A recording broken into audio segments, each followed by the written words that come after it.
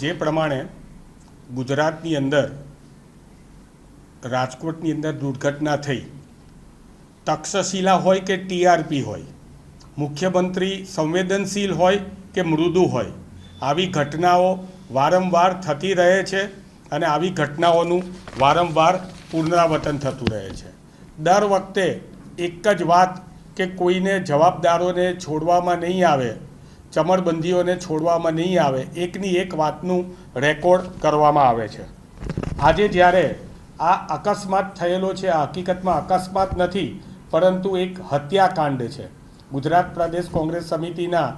અમારા પ્રમુખ આદરણીય શ્રી શક્તિસિંહજી ગોહિલ અને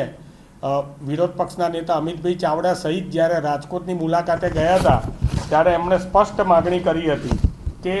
આની અંદર સંડોવાયેલા તમામ ઉપર એફઆઈઆર કરવી જોઈએ, એમને સસ્પેન્ડ કરવા જોઈએ અને ગાંધીનગર અને કમલમ સુધી જે હપ્તા પહોંચાડે છે એની તપાસ કરવી જોઈએ. પરંતુ હજી આ તપાસ જે છે એ તપાસની અંદર મોટા માથાઓને બાકાત રાખવામાં આવ્યા છે. જો સરકાર એમ કહેતી હોય કે અમે સસ્પેન્ડ કર્યા છે અને કેટલાક અધિકારીઓની બદલી કરી છે,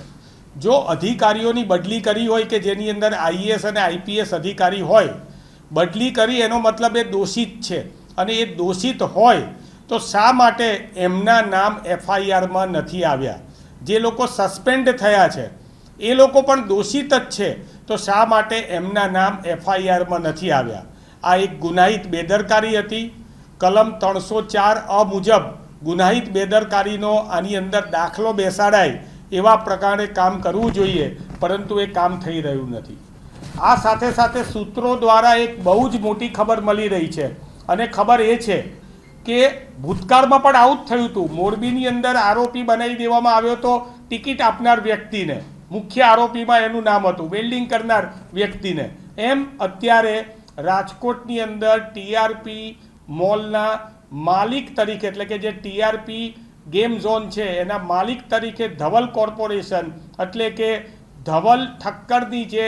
અત્યારે આબુથી એની ધરપકડ કરવામાં આવી છે, એ ધવલ ઠક્કર સૂત્રો દ્વારા એના માહિતી મળી રહી છે કે ધવલ ઠક્કર તો માત્ર મોરું છે. અમદાવાદની અંદર ટાયર પંચરની દુકાન ધરાવનાર વ્યક્તિ અને રાજકોટની અંદર વિવિધ સ્પાની અંદર કામ કરનાર વ્યક્તિ અને ટીઆરપી મોલની અંદર જેને 14,000 રૂપિયાથી 15,000 રૂપિયા સુધીનો માત્ર જેનો પગાર હતો,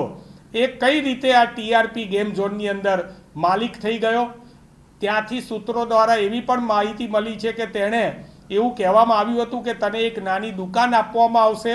એના માટે તું આ કોન્ટ્રાક્ટ ઉપર સહી કર. એણે જ્યારે દુકાનની માગણી કરી તો દુકાન માલી નહીં એને, અને એના માલિકોએ એમ કીધું કે હવે નામ કાઢવાનો ખર્ચો 10-15 લાખ થાય તો તારું નામ અમે કન્ટિન્યુ રાખીએ છીએ. હકીકતમાં ધવલ ઠક્કર એ મુખ્ય આરોપી બનાવ્યો છે એનો અમને કોઈ વાંધો નથી, પરંતુ એ ધવલ ઠક્કરનો CDR call detail record check કરીને અસલ આના આરોપીઓ કોણ છે, આની પાછળ પૈસા રોકાણ કરનાર આઈએએસ આઈપીએસ અધિકારીઓ નેતાઓ કોણ છે એની પણ તપાસ થવી જોઈએ. સાથે સાથે રાજકોટના પગલે સમગ્ર ગુજરાતની અંદર ગેમ ઝોનો જે છે એને સીલ કરવામાં આવે છે અને સમાચારો મળી રહ્યા છે કે સંચાલકો ઉપર કેસ કરવામાં આવે છે. માત્ર સંચાલકો ઉપર નહીં, પરંતુ આ જમીનના માલિકો જે ભારતીય જનતા પાર્ટી સાથે સંકળાયેલા છે અને ભાજપના નેતાઓ છે, એ જમીનના માલિકોને શા માટે છોડી દેવામાં આવે છે? એ જમીનના માલિકો શોધવામાં આવે, 7/12ના ઉતારા તમે જુઓ, અને એ જમીનના માલિકો સામે પણ આ જ પ્રકારનો કેસ કરવો જોઈએ, તો આગળ જતાં દાખલારૂપ વસ્તુ બનશે. સાથે સાથે સમગ્ર ગુજરાતની અંદર હાઈકોર્ટે જે સુઓ મોટો સંજ્ઞાન આપેલું છે, સરકાર માટે ડૂબી મરવા જેવી વાત છે કે જ્યારે પણ કોરોના હોય ત્યારે પણ હાઈકોર્ટ સુઓ મોટો સંજ્ઞાન આપે, જ્યારે મોરબીનો કાંડ થયો હોય ત્યારે પણ હાઈકોર્ટે સુઓ મોટો કરવી પડે, આ રાજકોટ કાંડની અંદર પણ હાઈકોર્ટે સુઓ મોટો કરી, ત્યારે સરકાર અત્યારે બતાવવા પૂરતી જ્યારે તપાસ કરી રહી હોય ત્યારે સમગ્ર ગુજરાતની અંદર એ પણ ધ્યાન રાખે કે અત્યારે ફાયર સેફટીની તપાસ કરાવતી વખતે નાના નાના ધંધાદારીઓને પણ હેરાન કરવાનો તકતો ગોઠવાઈ રહ્યો હોય, નાના નાના ક્લાસીસવાળા લોકો, નાની નાની દુકાનોવાળા લોકો કે જેમણે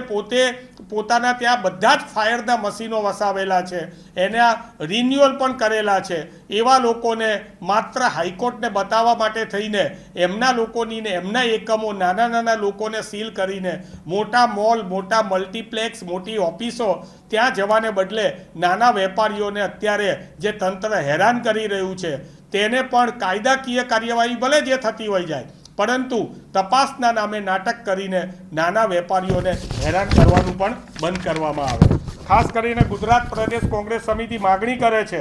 કે આ બદલી કરાયેલા જે આઈએએસ આઈપીએસ અધિકારીઓ છે એમને તાત્કાલિક ધોરણે એનું એફઆઈઆરમાં નામ નોંધવા જોઈએ. મુખ્ય આરોપી ધવલ ઠક્કર કે જે અમદાવાદની અંદર માત્ર પંચરની દુકાન ધરાવતો તો હજી પણ એનું પોતાનું મકાન નથી, ભાડાના મકાનમાં જે વ્યક્તિ રાજકોટમાં રહે છે, તેમની ઉલટ તપાસ કરીને ધવલ કોર્પોરેશનની અંદર કયા નેતા, કયા અધિકારીએ પૈસા રોક્યા છે તેની તપાસ કરવી જોઈએ. અને ખાસ કરીને જેવી રીતે તક્ષશિલા કાંડની અંદર 5-5 વર્ષથી ન્યાય માટે પીડિતોના પરિવાર વલખા માલી રહ્યા છે અને જ્યારે પણ કોર્ટમાં જાય છે ત્યારે પીડિતોનું કહેવું છે કે જે લોકોને જામીન મળી ગયા છે એ અમારી સામે અટ્ટહાસ્ય કરે છે, હસે છે અને અમને એક પ્રમાણે દુઃખદ ઘટનાઓની યાદ કરાવે છે. આવું ના થાય એના માટે